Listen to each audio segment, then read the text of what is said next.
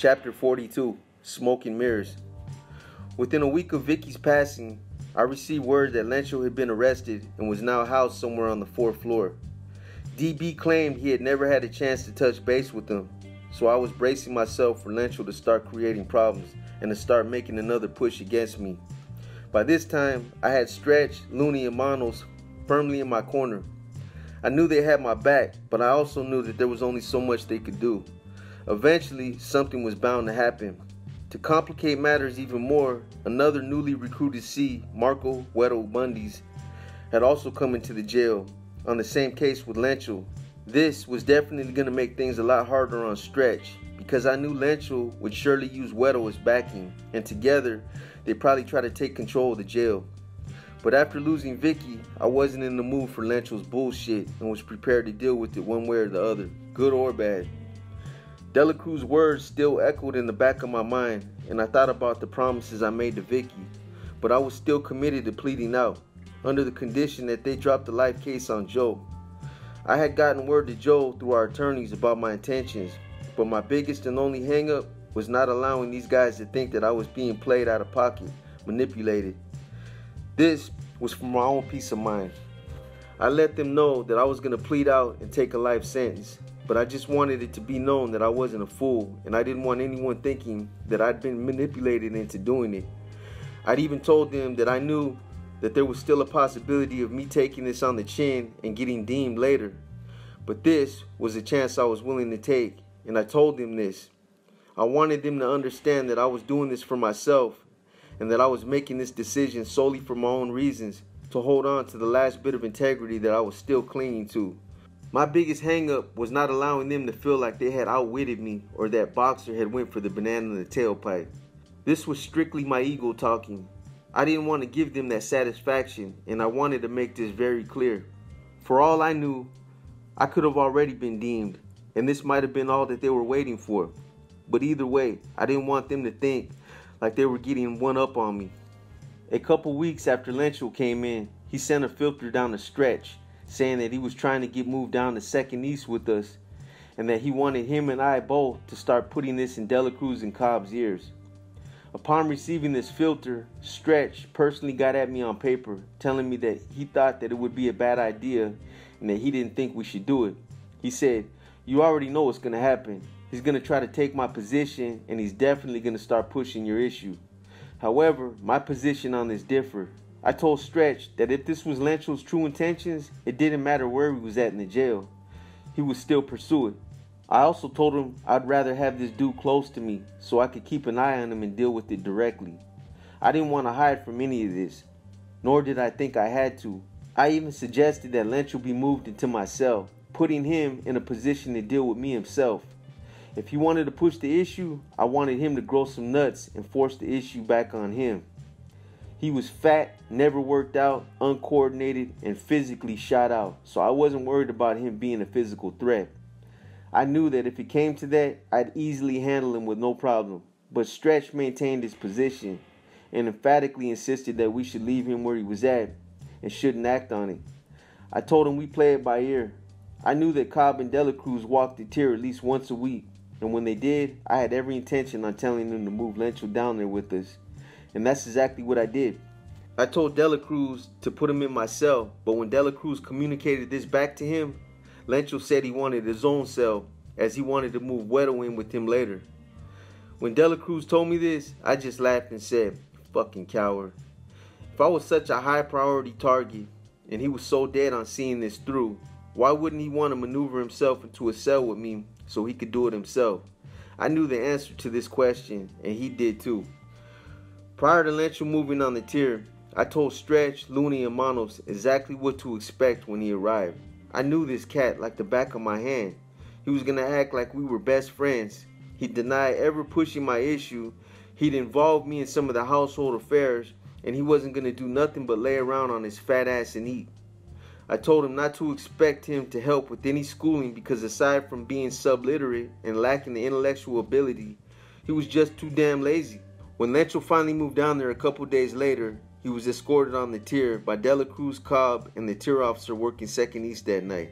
As soon as he got in front of my cell, he smiled and stretched out a handcuffed hand, trying to poke a finger through the wire mesh as if to shake my hand. I played along with it and said, "What's up, boy?" He said, "What's up, man? I've been trying to get down here with you since I've been here."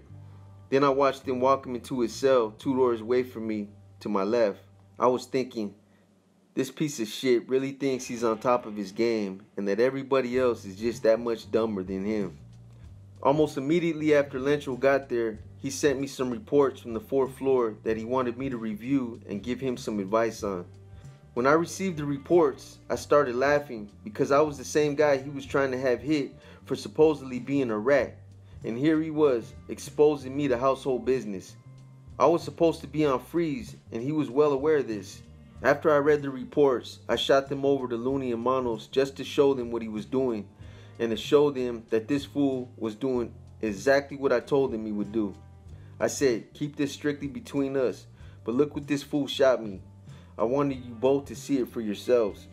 Over the next couple of weeks, I continued to work on Lencho, intrusively prying and discreetly meddling into all his business.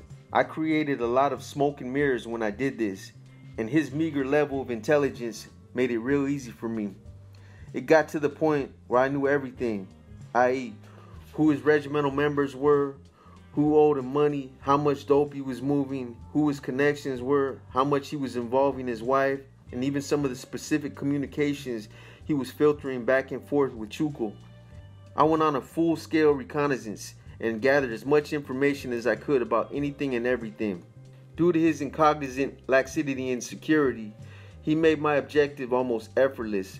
In situations like this, I've learned that information is not only a tool, but it is also a weapon. I also found out that he had a lot of money still out there on the streets that he was trying to collect, similar to how I did when I first came in.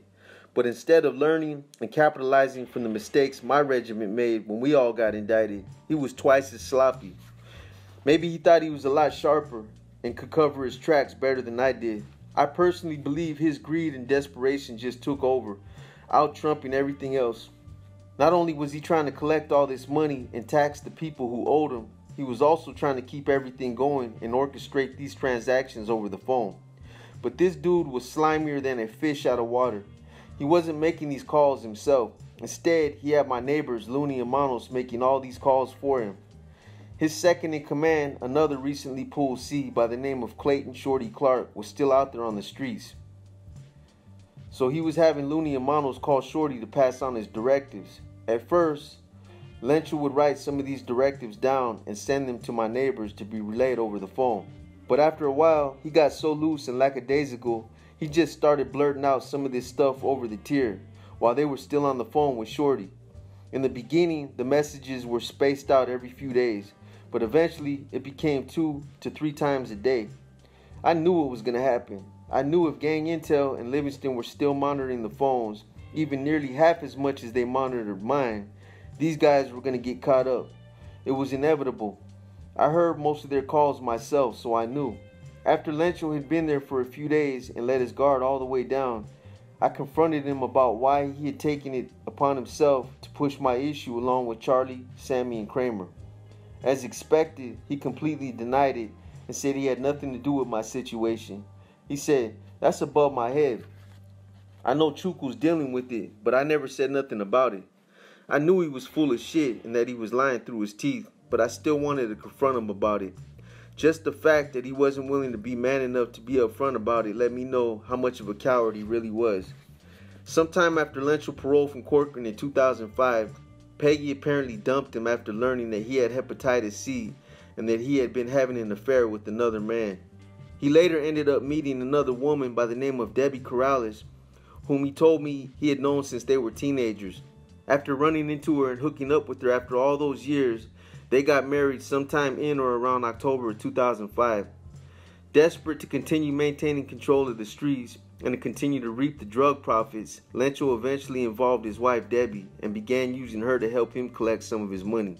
He'd grown so impatient with Shorty's inability to move the drugs and collect the money at his unreasonable pace that he now used Debbie and treated her like she was his second in command.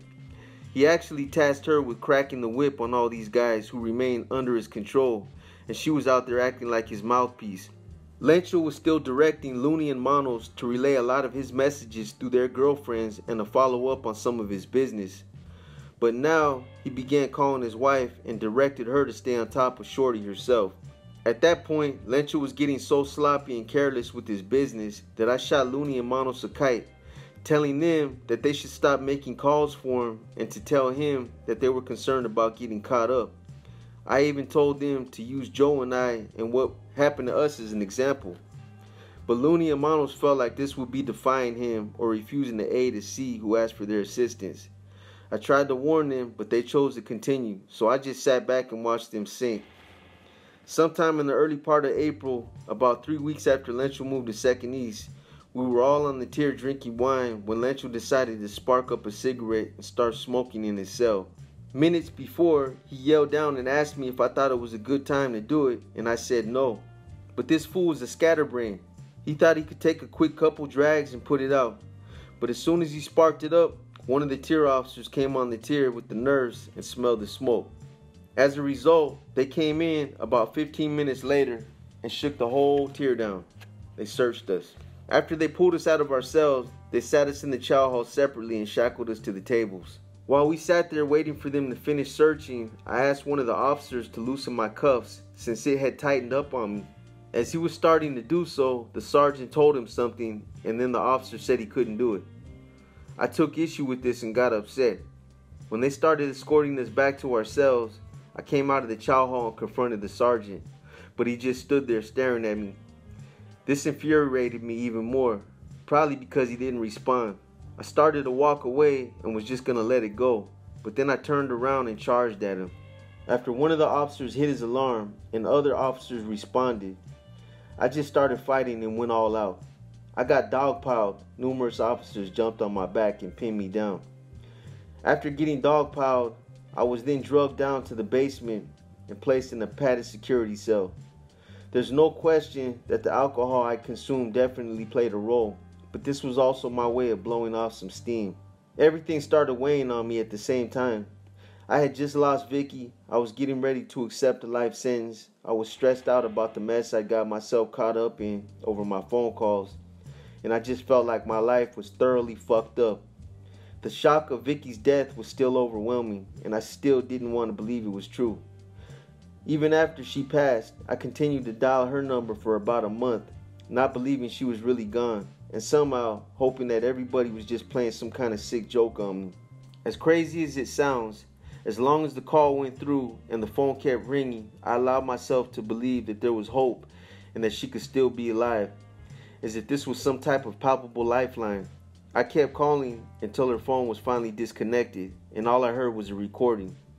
And when that recording finally did come on, and I heard the words, "This number has been disconnected," in my mind, this represented that she was really gone. I know it sounds strange, but that's how I felt. Maybe this was my way of coming to terms with it. When they finally chained me down to a security chair, put a mask over my head, and wheeled me into a padded cell that night, I just sat there and let myself get lost deep in my thoughts about Vicky. This was probably another one of my darkest moments. I felt like I was all alone, that she had left me, that I had failed her, that I had destroyed my life, and that I would never get past the overpowering grief and guilt I was feeling. My emotions got the best of me, and once again, everything came flooding back out. A lot of COs that I knew came to the door that night to peer through the window and ask me how I was doing. But all they saw was me sitting there behind a mask that conveniently concealed the grief that I had been holding in.